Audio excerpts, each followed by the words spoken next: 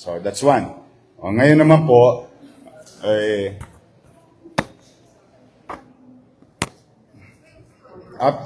sure. Gusto mo na magtanong o present ko muna itong isa? Paano?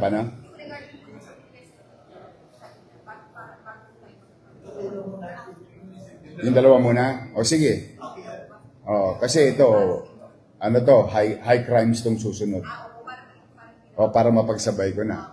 O, sige. Para hindi magsabay. O, sige. Please. Magandang hapon po, Mervin. Si Faith po sa TV5 News. Regarding lang po doon sa nag-viral na video, kasi ang nakita lang po is tumawid po sila doon sa kalsada. Baka po pwedeng, meron po ba tayong background kung meron pa silang ginawang hindi maganda or ano pa po ba yung ginawa nila na hindi po nakatip doon sa video? At ano po ba yung medyo sabi niyo po siga? Ano po ahara-hara doon sa gitna ng Arten, nangaharas. O, may dalang tubo. Nireport sa amin, kasi nga, base doon sa panawagan ko ng isang araw, na yung mga nabiktima, kung meron man, ayan, may mga nanonood niyo, noong mga nagdaang panahon, at yung dashcam nila, halimbawa, naalala mo yung isang kotse, binubuksan, dinamba yung mga gamit. Hindi pa naman prescribe yung yung crime. We can still go after them. As long as there is complainant. Gusto namin may complainant. Para mag-push through, tas hoyo. Hindi yung, ito kasi, talaga inimbitahan namin na in such a statement showing to them na, ay, kahit pala lumang kamalian namin, hahabulin na kami ng bagong gobyerno. And I hope they learn their lesson. Sila wala pang biktima, pero may public disturbance sila. Most likely, pwede naman namin kasuhan, public disturbance in violations of some ordinances. Slap in the hand. Napalo yung bata sa palad niya. Para rin maramdaman ng mga magulang na seryoso kami. In fact, then let me continue. Pag-uusapan na natin mga bata at saka magulang. Kagabi, curfew in Manila were implemented already by the Manila Social Welfare Development through Director J. De La Puente and Manila Police District in the respective areas. We've rescued 112 minors last night. At sila ay kinuha na ng mga magulang nila matapos dali sila doon sa holding area to make sure that they have parents or guardians. At yung mga wala naman, at least kung pag-alagala lang, ma-rescue sila ng mga minor de edad, madala sa aming mga pasilidad. No? Kasi delikado ang bata, minor de edad, nasa kalsada. So in line with that, yun din yung sa ating community.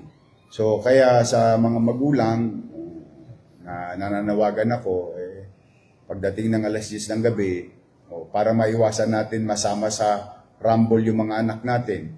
Minsan nga, hindi naman talaga kasama sa rumble o sa riot. Ang problema, nakatambay sa kanto, natamaan ng pillbox, natamaan ng tingga, nasaksak o nadamay. Ayoko naman mabot sa ganung punto. Kung may mga pamamaraan na mapag-iwas-iwas natin, lalo na sa alanganing oras, yung mga batang minsan supot pa nga, sumasali pa sa rumble-rumble. At saka nakakadistorbo nakakadistorbo talaga sa mga natutulog na, nagpapahinga na, napagod galing sa trabaho. Yes, sir. Sure. Go ahead, please. Yung ano bang pinakakaraniwang naging paliwanag ng mga nadampot yung bata? Ba't sila nasa lansangan pa sa discourse ng gabi? Nakalimutan na raw nilang may curfew. Hindi naman po pwede. Nung panahon natin, pinatupad natin yun. Ngayon, pinatutupad ko ulit. Na mapangalagaan. It's more on, as a parent, It's more on we care for their safety. Minsan lang talaga may mga batang matitigas ang ulo na hindi sumusunod sa magulang. Alam mo, medyo iba ang mga mindset ng mga minor de edad ngayon. We wanted to show to them that there is still government who cares or who really wanted to make them feel may malasakit sa kanila. Yes. Yung regarding sa road then, because marami na po kaming incident na ganyan. Yes. Yung na may tubo, tapos ninanakawan. Tapos ang nangyayari po, ending, ayaw magreklamo dahil maaabala lang daw sila. And ang maganda po, hindi makita sa CCTV before. So, probably sila rin yun. Kaya nga ang gusto ko, hanggat makukuha namin, we wanted to slap them in their hands kung walang complainant. But we wanted to prove also na may gobyerno na sa Maynila. Hindi na nila pwedeng tawan-tawanan yung Arten. Hindi po pwedeng pakiramdam nitong mga Tolonges libre zona ang Arten. Hindi na. May we will put orders. Kami, magpapatupad naman ng batas. Kung sila naman minor de edad, may batas para sa kanila kung sa partikular na oras, kung sa ibang oras, may batas din pangangalaga sa minor de edad na maaari namin gamitin ng mga national law. Kung disturbance naman, pwede rin namin ngayon. Ngayon, first day lang. Kaya palo lang muna sa palad. Susunod niya, konyat na. Ay, ito na pala, si Director. Hire mo. Kailangan natin ng... gawin, ang galing mo. Gawin natin productive. Ito para lang magkaroon kayo ng idea. Let me remind you in the past. Remember yung mga solvent boy sa Espanya? Alala niyo yun? At saka sa Recto? Di ba, hinari ko yung mga bata na yun? Alam mo ba yung mga bata na yun, malalaki na? Naging asset pa ng pulis. Naging gamit pa ng pulis. Yung multiplier, nakahire sa gobyerno, tapos naging katulong pa sa PCP. Naging productive. Ngayon, magaganda itsura. Nakakwelyo na yung mga loko. I mean, I really wanted to put things in order, but at the same time, gusto ko kargahan ng puso yung batas. Yun yung gusto ko. Maigpit yung batas. Ang batas, dalawa lang ang makikita mong kulay, itim at puti. Letra lang yan. Pero gusto ko, lagyan natin ng puso. Hanggat maaari, kasi gobyerno naman tayo. Nananakop, nagpapatupad, naglilingkod, bibigay ng serbisyo. At the same time, yung maramdaman nila na, makatwira naman. Pero, don't take us lightly. We are firm, true to our obligation to keep the peace and order situation. We are obliged to do so. Sure. Yung sa experience ko, meron talagang mga bata, yung mga magulang. Doon mismo sa tapat ng nasunog sa inyo, na I think 2 months ago, nag-showdown doon sa may, nagbatuhan pa ng Molotov, saka Pilpax. Ano yan, mga, I think 3 months ago. Loreto versus... Nakita ko yung video na yun hindi pa ako mayor noon, nung panahon kasi na yun. Sir, ito tanong ko. Di ba may batas tayo, may liability, yung frequent na nahuhuling curfew na anak. Ang galing mo. Ano nangyari doon? Kakaumpisa pa lang natin pagka nadadalas-dalas yung bata, nakukuha ng MSWD at ng police. Payayari na yung susunod, yung magulang naman. Kaya sa mga bata, baka susunod yan, makulong naman yung nanay nyo. Sige kayo, wala na magpapaligo sa inyo, wala na magpapakain sa inyo. Hindi, totoo. Tama si Pat, ha? Naalala niyo yung ginawa nating ordinansa na yun. Dito yun. Sabi mo, pigon ka na. Paulit-ulit na rin yung mga inuulit. Yung magulang naman ang ano yun natin, ipe-penalize. Yan. Pwedeng managot ang ano. Yun yung pinapatupad natin ngayon. Yung curfew na yun. Next level. May data naman yan. May data ang MSWD. Ang tawag dyan, perennial violators. Sa criminal term, recidivist. Pero hindi naman natin sila tinuturing na kriminal eh. Tinuturing natin silang anak na minor de edad. Kaya makikita mo yung mga lespo, very careful sila to assist the social worker of the City of Manila. Okay? Now, we would like to, so tapos tayo sa curfew, 112 na bata, iprenda na sa kanilang mga magulang, and yung mga nagbabiral sa Arten, nako, Diyos ko, pag may complainant kami, I welcome all those victims. With the new government in the City of Manila, file a complaint before us, then we will abulin na. Ngayon naman, moving forward, we make sure in our own little way through the effort of the Manila Police District, mahirapan na silang tumakbo dahil may less po na sa kanto ng Nabotas, boundary ng Manila. May less po na sa Kapulong, may less po na sa Delpan, Saragosa at Moriones. Machachamban din sila. At saka nagpalagay na rin ako ng mga multiplier force on a civilian form. Kasi gusto ko talaga tuminuyang Arten. But we'll see. I hope magtuloy-tuloy. But now, I would like to inform the public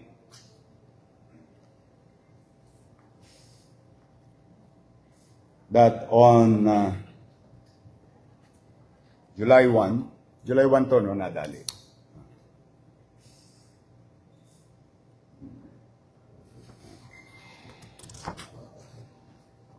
The Manila Police District,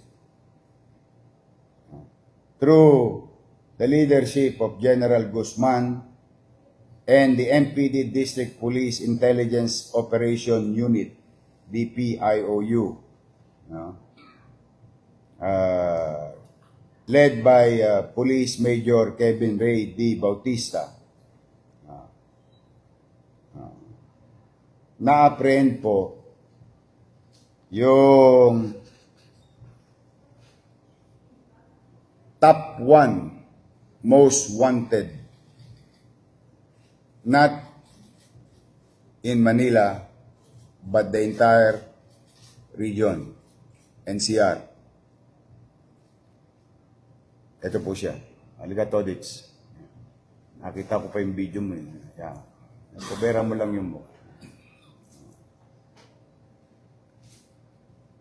And this is a very classic example of a saying that you cannot escape the long arm of the law. Very classic example of that meaning. Why? The suspect committed a crime of murder or being accused of a crime of murder, docketed under CC number 07-256046, issued by Honorable Maria Teresa Dolores C. Gomez Estoesta, Presiding Judge, Regional Trial Court, Branch Number 7, Manila, with no bail recommendation, dated September 10, 2007. So, 18 years. 18 years to. 18 years tong naglayag. Kaya lamang, through General Guzman,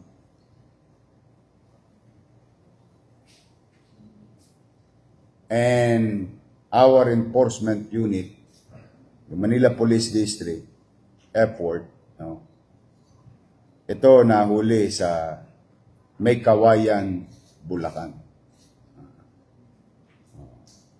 Ng alas 7 ng gabi. So, ang pangalan po niya ay si accused Jason Shopon at Ison Jason Shopon E. Lojero. 38 ka na. So, 20 anyos ka nung nangyari yung insidente. Ang balita ko pa, yung mga kasamaan mo, na-dismiss na yung kaso. Tama ba? Yung mga kasama niya. Ha? May probationary release. Sayang. Binunulan. Tinakbuhan niya magagaling tong lespo ng Maynila. So, congratulations. Wala ba kayong palakpakan dyan sa mga MPD natin?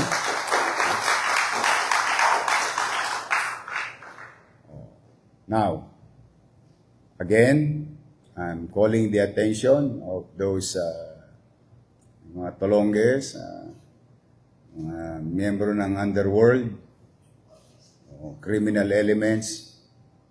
Una, may gobyerno na po sa Maynila. Pangalawa, magbago na po kayo. Malamang sa hindi nyo naman ako susundin. Pero may pangatlo ko. Pag ginawa nyo ang krimen, tinakbuhan nyo ang mata ng batas at ang aming mga husgado sa Maynila, ang ikamamatay nyo, puyat. Hindi kayo makakatulog ng maimbing dahil hahabulin kayo ng Manila Police District sa ang sulok ng Pilipinas. That is the policy that I've given to the entire police of Manila Police District. Maaring nakaligtas during the commission of the crime. Maaari, nakatakbo. Once we know who you are, pwede na kayo magtago sa lelang yung panot. Sa kami, hahabulin namin kayo. We will spend all our resources to go after you. Because we are certain and will always create certainty of rules in the city of Manila. Dahil it is our commitment to the people of Manila. Nangako ko sa taong bayan na sabi ko, pipilitin ko maging maaliwalas, malinis ang Maynila. Pangalawa, pipilitin ko maging panatag ang pamumuhay sa Maynila. Karapatan yan ng taong bayan.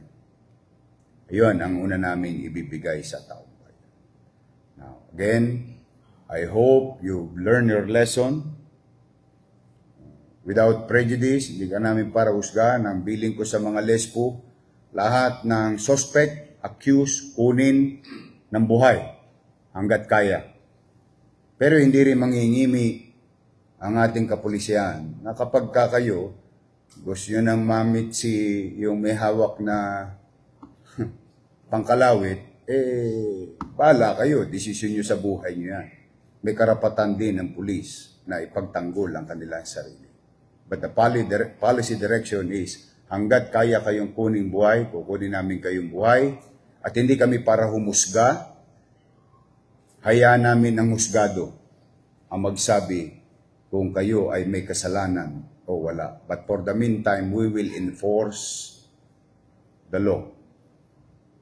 We will try in our own little way, 10 ng aking mga kasama at kapulisyan na magkaroon ng kapanatagan sa Maynila. But for today, in just first week, I commend Manila Police District through the leadership of General Guzman and the men and women, uniformed personnel of the Manila Police District as an organization, believe sa inyo ang pamahalaang lungsod ng Maynila and keep it up. Maraming salamat. Okay, tanong? Okay na? Scared na ako. Sige. Ha? Gusto nyo to? Talagang gusto nyo ng balita, ha? Ingat kayo. Sige, congrats, ha? Ha? Hindi naman. Hindi, nung nahuli siya, nagulat din naman siya. In fairness to him. Hindi niya akalain na, ha? May pending case sa RTC 7. Okay. Talagang gustong-gusto nyo ng balita. Punong-puno kayo ng balita ngayon, ha? Napagod ba kayo? Tulog ka na ba, Pat? Huwag mo intindihin yung walang tulog. Ang mahirap yung walang gising. Hindi, kasi sa mga kababayan natin nanonood, talaga naman, chaotic talaga ang Maynila. Ito yung sa mga, ito naman, para i-address ko naman to. Kasi ito, maraming complaint talaga to. Nakikiusap yung mga mamamayan na nagigising sila sa gabi. Dala ng ingay ng mga tambucho ng motor at ginawa ng racing circuit ang Manila. Dahil doon sa modified exhaust o muffler ng mga motor. Nag-abiso naman ako ng isang araw. Baka hindi pa nila napanood. So help me share this information.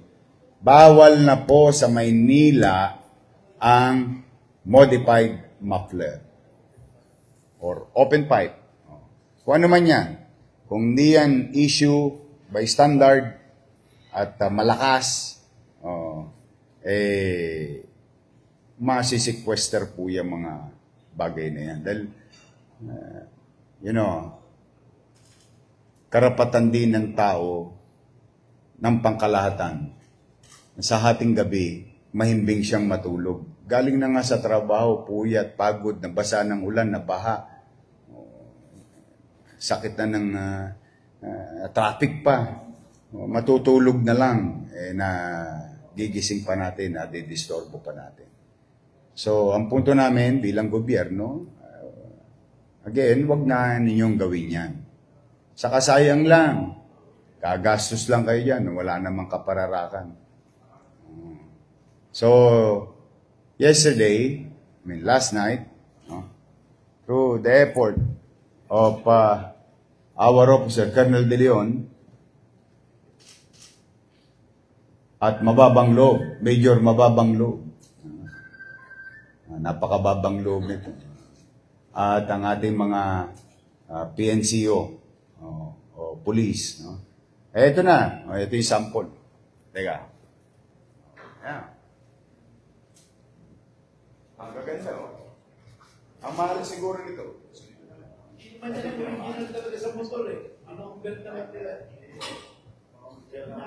No magkato. 2,500.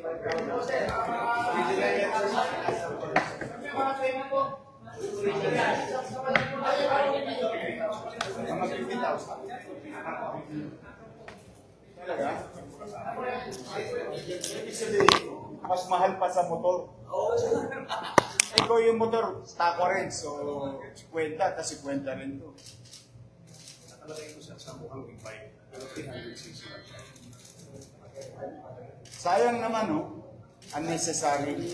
Nakaka-perwisyo pa tayo ng mga kapitbahay natin. Hindi yung original naman ng motor, hindi ganyan na ginatanggal nila. Kasi ito, sila nahuli base sa violation ng ordinansa. Hindi sa kapritsyo, sa ordinansa, existing ordinance in the City of Manila. So, pinatupad lang ng mga less po natin. Itong violation ng ordinance. Pero yan, nililigari mo. Ha? Nililigari mo. Hindi, meron silang gamit eh. May pan-testing sila eh. Kagabi nakita ko yung report sa akin. May pan-testing sila. Yung decibel. Decibel meter. Oo. Ano ang normal na lang? Ano ba, liwanag? Sir, mandi, Yung mata.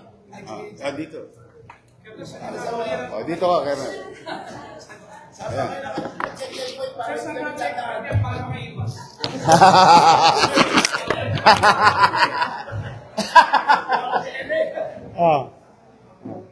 Sa mga may respect. Based doon sa mga technicalities natin, the national standard decibel is 99. Ngayon, pag sinukat po namin ito, that emits sound at sumobra po sa 99, that is a violations na po ng ating ordinance. Kaya, kinoconfiscate na po namin. Ordinansa. Ini-implement po namin yung Manila Ordinance 8772 in relation sa Executive Order number 4 ng ating Secretary. May reklamo ba o kaso yung mga nahuli niyo or warning lang muna? Ticket. Tinigitan po natin ng OBR, ng city government. Magkano penalty? Based on sa ordinansa natin, first offense is 1,000, second offense 2,000, third offense is 3,000.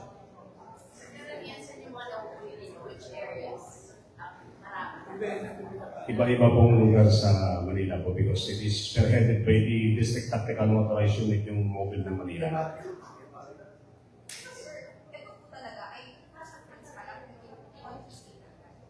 Ma'am? Yes po. Kasi yun po nakalagay sa ordinansa natin. Kasi based dun sa statement ng ating legal, the confiscation of the pipe will serve as evidence na there is a violation of the ordinance. Yun po magiging ebidensya namin. Total po nito is 18. Naubusan na po kami ng OBR, so we will request our City Mayor for the renewal of our OBR for the full course of implementation of our city ordinance. City Ano yung big bike na? Yeah. I-click ko po yung Titikitan niya. question natin regarding doon sa big bike. One paragraph of our ordinance, exempted po yung mga big bike kasi nakalagay po doon is 400 cc up is exempted. Kasi pag ginawa po natin na palitan natin yung mga pipe, sasabog po yung makina because it is designed as open pipe. So doon sa ordinansa natin, exempted po ang 400 cc up and those na tinatawag natin ng mga big bike. Bira yung big bike. Hindi, siya lang yung big. 99 po. Pag yung sa big bike, sir, more than 99 years. Ma'am, exempted po sila, ma'am. Kasi 400cc above. 400 cc up, ma'am. Exempted po sila sa ordinance natin. Kasi 175 o 55 lang regular na tumatakbo. Lalagyan niya, ingay talaga. Hindi, ano ba ngayon ang NMAX, for example? 155. Oh. Yun lang ang kalagyan. Pati yung hero. Ito yung ano yung... Tapos, umaapoy pa. Umaapoy-apoy pa. Imagine mo, mabuburaot yung mga tao. Daling araw. Mayor, paano po yung mga nagtitinda o nagpo-posify dito sa Maynila? Meron na po ba tayong operation? Hindi naman sila pinagbabawalang magtinda. Ang tanong, pwede bang gamitin? Yung ordinansa, the heart of the ordinance is yung nakakapamerwisyo ka at mali yung gamit mo, minodify mo. Yung pagbebenta, hindi naman namin na pinagbabawalan. Hindi nag-iingay yun. Hindi naman nag-iingay. It's the commission of the violation of the provision. Kasi pwede naman yan, Maynila. Halimbawa, walang ordinansa sa ibang lugar, hindi na ako magbabanggit. O dito bibili. O dali nila sa probinsya. But for the meantime, the people of Manila deserves quiet nighttime. Quiet and peaceful nighttime. In fact, kahit sa daytime, masakit pa rin sa tenga yan. But generally, nadidistorbo talaga ang utaw sa gabi, yung oras ng pahinga. Yun yung concern namin. Kasi yun yung request ng taong bayan. Second one, tatlong violation na. Lampas pa. Penalize lang yan. Ma'am, kami po ang nag-maintain ng records. Kaya po pag tumaas na po po, first offense, second offense, tumataas po yung violations. Incremental. And po, hanggang sa mauubos po yung pagpapalit nila ng muffler. Ko-collect namin. Sila din po yung malulugi. Pero sir, sabi niyo pag third offense, 3,000. Paano kung fourth or fifth? 3,000. So, mas 3,000 na rin po yun. 3,000. Kasi umulit siya ng umulit. Sabi nga ni Mayor kanina, recidivist na siya. Ayun. Yan yung 1-2 sawa.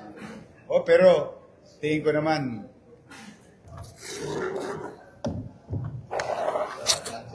naman, mauunawaan na rin na may-ari ng motor na hindi naman talaga tama. Kumbaga, it's not there for, the implementation is not to gain, for the government to gain money. It's for the government to heed the call and request of our people na maging mapayapa at huwag magulo ang gabi. Yun naman ang value doon.